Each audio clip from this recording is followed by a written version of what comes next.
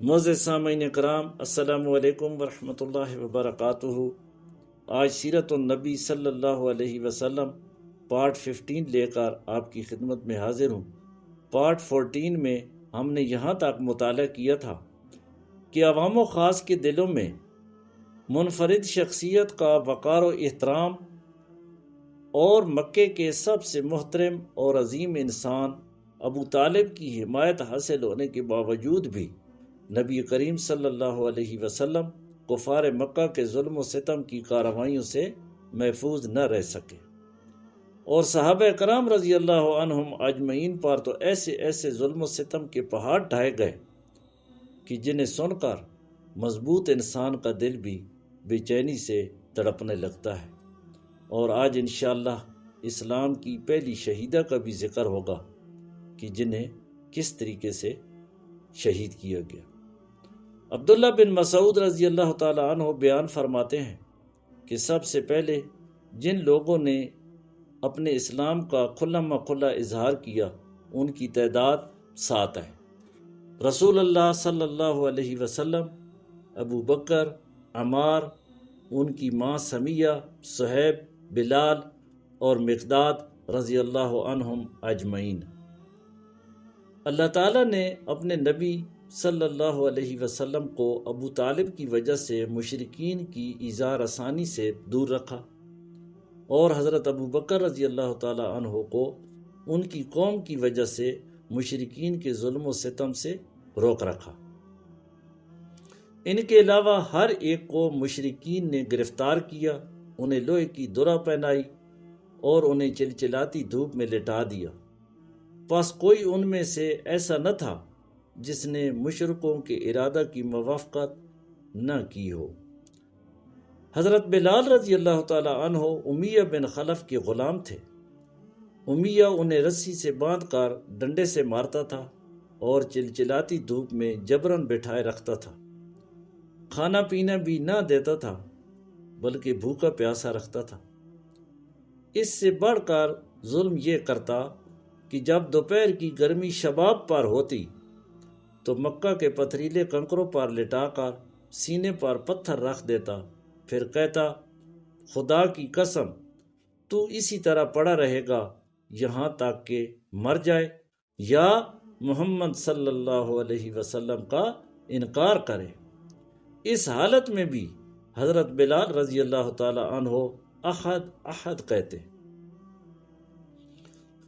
ایک دن اسی حالت میں پڑے ہوئے تھے کہ حضرت ابو بکر صدیق رضی اللہ تعالی عنہ کا وہاں سے گزر ہوا۔ آپ نے جب حضرت بلال رضی اللہ تعالی عنہ کی یہ حالت دیکھی تو انہوں نے بھاری معاوضہ کے عوض حضرت بلال کو خرید کر آزاد کر دیا۔ حضرت عمار بن یاسر رضی اللہ تعالی عنہ بنی مخزوم کے غلام تھے۔ جب انہوں نے اور ان کے والدین نے اسلام قبول کیا تو ان پر قیامت ٹوٹ پڑی۔ مشرکین مکہ جن میں ابو جہل سب سے پیش تھا، سخت دھوپ کے وقت کھردری اور پتھریلی زمین پر لٹا کر شدید گرمی میں سزا دیتا۔ اسی حالت میں ایک دن نبی کریم صلی اللہ علیہ وسلم کا گزر ہوا۔ آپ صلی اللہ علیہ وسلم نے فرمایا، اے آل یاسر، صبر کرنا، تمہارا ٹھکانہ جنت ہے۔ آخرکار یاسر رضی اللہ تعالیٰ عنہ اس ظلم و ستم کی تاب نہ لا کر وفات پا گئے، اور سمیہ رضی اللہ تعالیٰ عنہ جو حضرت عمار رضی اللہ تعالیٰ عنہ کی والدہ تھی، ان کی شرمگاہ میں ابو جہل نے نیزہ مارا اور وہ دم توڑ گئی۔ انا للہ و انا الیہ راجعون۔ یہ اسلام کی پہلی شہیدہ ہیں۔ عمار بن یاسر رضی اللہ تعالی عنہ کو کبھی تپش اور گرمی کا عذاب دیا جاتا، کبھی آپ کے سینے پر پتھر رکھے جاتے اور کبھی انہیں داغا جاتا۔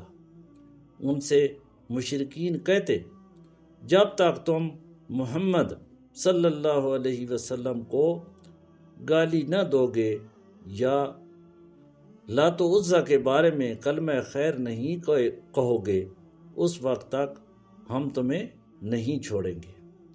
حضرت عمار رضی اللہ تعالیٰ عنہ ظاہراً راضی ہو گئے، حالانکہ دل میں اس بات کو قطعی قبول نہیں تھا، پھر بھی نبی کریم صلی اللہ علیہ وسلم کے پاس روتے ہوئے اور معذرت کرتے ہوئے تشریف لائے، جس پر یہ سورہ نحل آیت نمبر 106 نازل ہوئی، جس میں اللہ پاک فرماتے ہیں، جس نے اللہ پر ایمان لانے کے بعد کفر کیا اس پر اللہ کا غضب اور عذاب عظیم ہے، لیکن جسے مجبور کیا جائے اور اس کا دل ایمان پر مطمئن ہو اس پر کوئی گرفت نہیں۔ حضرت فقیہ جن کا نام افلح تھا بنی عبدالدار کے غلام تھے، ان کے مالکان انہیں پاؤں میں رسی باندھ کر گھسیٹتے رہتے۔ بنی مومل کی ایک لونڈی مسلمان ہو گئی تو حضرت عمر رضی اللہ تعالی عنہ اسلام لانے سے قبل انہیں مارا کرتے تھے، یہاں تک کہ جب وہ اکتا جاتے تو چھوڑ دیتے اور کہتے، میں نے اسے تھک کر چھوڑا ہے۔ ابو بکر صدیق رضی اللہ تعالی عنہ نے ان تمام لونڈیوں کو خرید کر آزاد کرا دیا، جس طرح بلال، اسامہ اور عامر بن فہیرہ رضی اللہ تعالی عنہ کو آزاد کر دیا تھا۔